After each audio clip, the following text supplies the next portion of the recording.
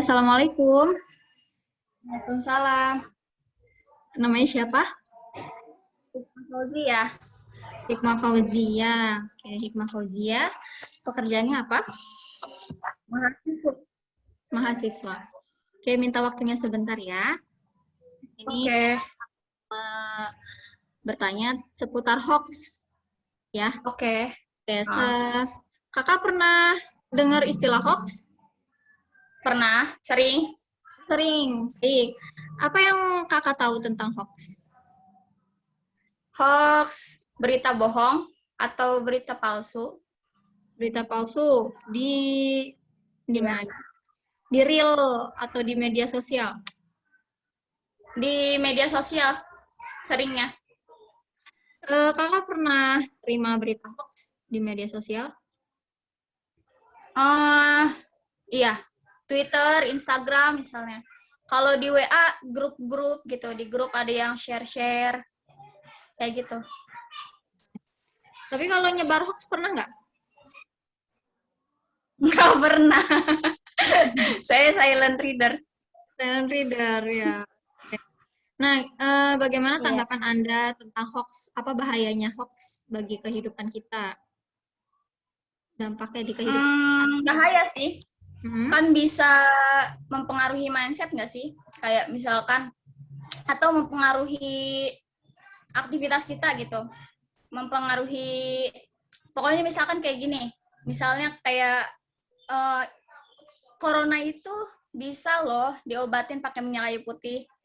Iya. Itu kan hoax gitu kan. Jadi orang-orang berlomba-lomba beli minyak kayu putih terus habis itu diminum. Sedangkan kan minyak kayu putih bukan untuk dikonsumsikan. Itu maksudnya mempengaruhi aktivitas. Jadi mengubah mindset ya. Itu sih. Bisa juga membodohi masyarakat dalam bahasa kasar ya. Iya, bisa. Terima kasih atas waktunya ya, Kakak. Iya, sama-sama. Ya, Kak. selamat beraktivitas kembali. Ya.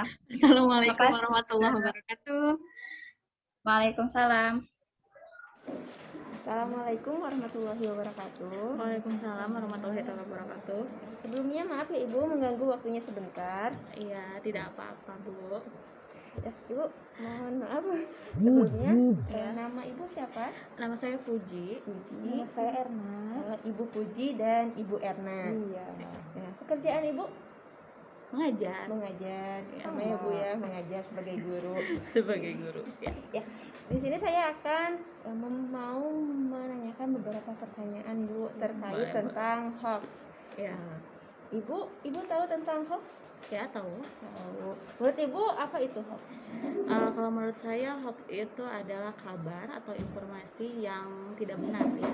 Informasinya yang belum benar dan bohong. Ya, itu menurut saya seperti itu. Ya, kita lanjutkan ke pertanyaan selanjutnya. Menurut Ibu ciri-ciri berita hoax itu yang seperti apa? Ciri-cirinya itu sudah jelas ya, kalau hoax itu ciri-cirinya beritanya tidak jelas sumbernya dari mana. Terus biasanya pemberitahuan medianya itu seperti menyudutkan beberapa pihak, bisa sampai seperti mengadu domba ya, tanpa ada sumbernya yang jelas. Jadi sumbernya yang tidak jelas, terus ada keberpihakan materi berita yang menyudutkan gitu. Jadi sifatnya provokatif gitu ya. Tanpa fakta yang jelas. Pertanyaan selanjutnya, Ibu pernah menerima berita hoax sebelumnya? Berita hoax pernah dong, sering ya Bu ya, banyak mungkin ya. Contohnya apa Bu? Contohnya itu ya dulu tuh waktu tahun 2012 mau kiamat. Ada berita kiamat di tahun 2012, ada lagi? Terus yang terbaru waktu kemarin pemilihan presiden itu banyak sekali hoax bertebaran di mana-mana. Kemudian juga ada beberapa tokoh yang dikabarkan meninggal, ternyata hoax gitu kan ya. Kayak misalkan dulu kemarin itu siapa? Sebelum B.J. Habibie beliau wafat kan, berkali-kali kan. Ya kemarin yang paling sering itu pas waktu pemilihan presiden, hoaxnya di mana-mana banyak sekali gitu kan. Pertanyaan selanjutnya, bagaimana cara Ibu untuk mengatasi berita hoax? Yang pertama kita jangan percaya ya, jangan pernah mudah percaya dengan berita atau informasi yang belum jelas, ya kan. Jadi kita harus lihat dulu informasinya itu apakah sesuai. Banyak kan informasi itu bukan hanya dari situ saja, apalagi kebanyakan kan dari WhatsApp gitu kan, informasi-informasi yang nggak jelas, yang belum tentu valid gitu sumbernya gitu. Yang kedua itu cari cari informasi dari media lain juga gitu, jangan cuma dari satu aja gitu. Terus kalau seandainya kita udah ngerasa itu beritanya sepertinya kurang sesuai gitu kan, lebih baik kita cut di kita aja, nggak usah kita sebarkan gitu. Tidak boleh disebarkan Iya, lagi. betul. Yang terakhir Ibu, menurut Ibu bahaya dari hoax itu apa? Bahayanya banyak. Yang pertama mungkin menimbulkan ketakutan, keresahan juga, kemudian juga bisa mengakibatkan adu domba gitu kan. Jadi ya pihak A dengan pihak B jadi saling bertengkar hanya karena gara-gara apa? Berita yang belum tentu kebenarannya. Gitu kan. Baik Ibu, terima kasih. Ya, Sama-sama. Assalamualaikum warahmatullahi wabarakatuh. Assalamualaikum Bapak. Waalaikumsalam. Perkenalkan, saya peserta Latsar Kota Bogor, Angkatan 24, kelompok 3. Saya di sini akan mewawancarai Bapak tentang isu-isu yang beredar di masyarakat. Sebelumnya saya minta perkenalan dulu dari Bapak. Ya, terima kasih. Nama saya Ajab Dini Aprian. Saya kebetulan Ketua BPD Desa Cipicung. Oke. Sekarang itu kan Pak banyak beredar berita-berita baik itu di medsos, di WA maupun di televisi-televisi apa ya. Nah, sekarang saya di sini mau bertanya, apakah yang Anda ketahui tentang berita hoax? Berita hoax itu ya berita bohong tentunya ya, yang tidak jelas sumbernya, entah itu dari mana, dan mungkin bisa saja berita hoax itu sendiri terlepas sengaja ataupun tidak, bisa aja memang hoax itu dibuat untuk tujuan tertentu. Oke, apa Anda sendiri pernah menerima berita hoax, Pak?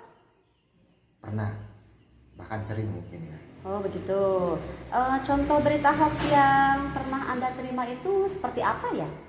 Ya semacam lewat SMS, ada semacam undian, ataupun mendapatkan semacam mendapatkan bonus ataupun yang lainnya. Ya itu seperti itu mungkin ya. Oh iya. Apakah Anda pribadi pernah ikut serta menyebarkan berita hoax? Alhamdulillah tidak. Karena memang tidak, jangankan menyebarkan mungkin ya, menerimanya juga sudah tidak suka. Oke, begitu ya Pak ya. Seperti ini. Menurut Anda apa sih bahaya dari adanya berita hoax ini? Bahayanya sangat besar, Bu. Tentu ini sangat meresahkan ya, meresahkan masyarakat. Mungkin dengan berita hoax ini bisa saja masyarakat bisa tergiring isu hate itu sendiri. Oke, Anda kan sebagai perwakilan dari pemerintah desa yang tentu sangat dekat dengan masyarakat.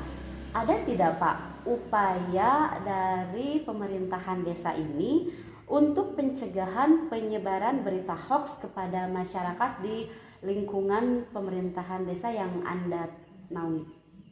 Ada tentunya, karena memang semakin maraknya berita hoax ini, kita khawatirkan sangat meresahkan. Yang paling fatalnya memang menggiring isu negatif bisa dikonsumsi oleh masyarakat. Makanya kami selaku BPD bersinergi dengan pemerintahan desa bagaimana mengantisipasi jangan sampai berita hoax itu menyebar. Makanya salah satunya kami memberikan sebuah edukasi ataupun pemahaman tentang berita hoax itu sendiri melalui pemerintahan tingkat bawah, yaitu tingkat RT, RW, bahkan tingkat dusun. Harapannya paling tidak masyarakat bisa memahami, jangan sampai berita hoax itu sendiri membawa isu yang kurang bagus terhadap lingkungan masyarakat yang ada di wilayahnya. Oke Pak, kalau begitu intinya bahwa berita hoax itu sangat berbahaya ya Pak ya, dan dapat meresahkan masyarakat di lingkungan tingkat bawah khususnya ya Pak ya. Kalau begitu terima kasih Pak atas waktunya. Saya mohon undur diri. Kurang lebihnya saya mohon maaf. Sama-sama.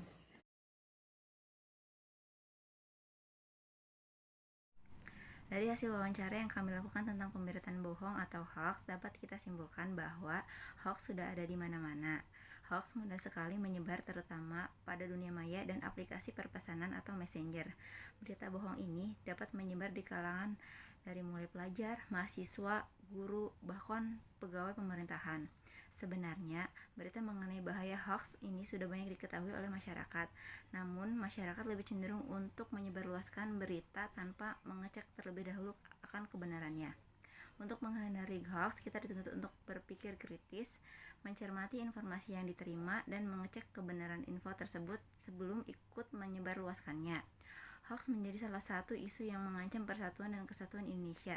Jika dibiarkan, akan terjadi konflik, perpecahan, dan merusak keharmonisan bangsa. Berita hoax yang tersebar bebas di media sosial menimbulkan banyak dampak negatif bagi masyarakat. Contohnya, terjadinya perselisihan antar warga masyarakat membuat masyarakat menjadi resah dan ketakutan, serta membuat masyarakat kurang bertanggung jawab dalam menggunakan sosial media. Pemerintah mengeluarkan Undang-Undang ITE sebagai kepastian hukum dan mencegah adanya konflik di ranah maya yang syarat kemudahan untuk mengakses informasi. Untuk itu, cari dulu kebenarannya sebelum kalian menyebarkan.